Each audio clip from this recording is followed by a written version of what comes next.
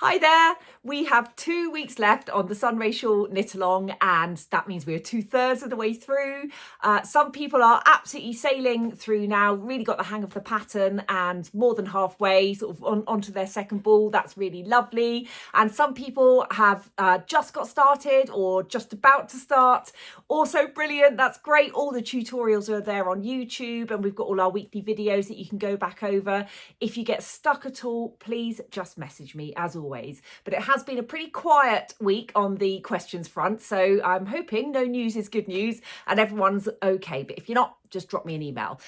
So this week I have done what I promised for once, and I have videoed me blocking my shawl, or my progress so far on the shawl. I've uploaded a video separately to YouTube. If you really want to sit through the whole thing and watch me kind of fiddling around with it and just chatting through that, then that is nearly 10 minutes long, but I will give you the sort of headline news here. So if I show you my shawl, so I don't know if you can really even see, but it really, you know, instantly is more drape and it's lovely. So what I did is I treated the two halves differently, and one half I pinned out to the pattern recommended gauge, and one half I just left to dry. So you might even be able to see that that's kind of more scrunched up than that. Even the side that I left to do its own thing really did relax a bit. But what was very interesting was that in order to get the gauge recommended in the pattern, you need to stretch out the rows a fair bit. So that is deliberate from the designer. And so when you stretch out the rows that way, you can see it's making your stitch gauge come in. And so before I did that, I was too wide on the stitch gauge and had way too many rows. And then as you stretch that out, and it brings that in. And so, as I said, it did relax the row gauge a bit without doing anything. But this is the much more blocked side, and you'll see what I mean in the video.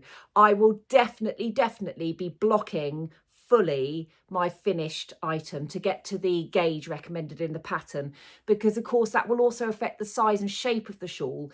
Because before blocking, the row gauge is so much more cinched in, your whole shawl will be sort of brought in lengthways if you don't pin it out to block.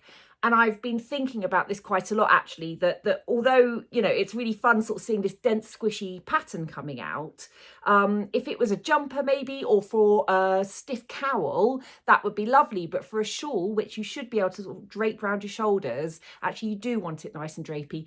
And when you do pin it right out, and so pull it right out to the gauge, it's a lovely light fabric. It really, you know, it's surprising.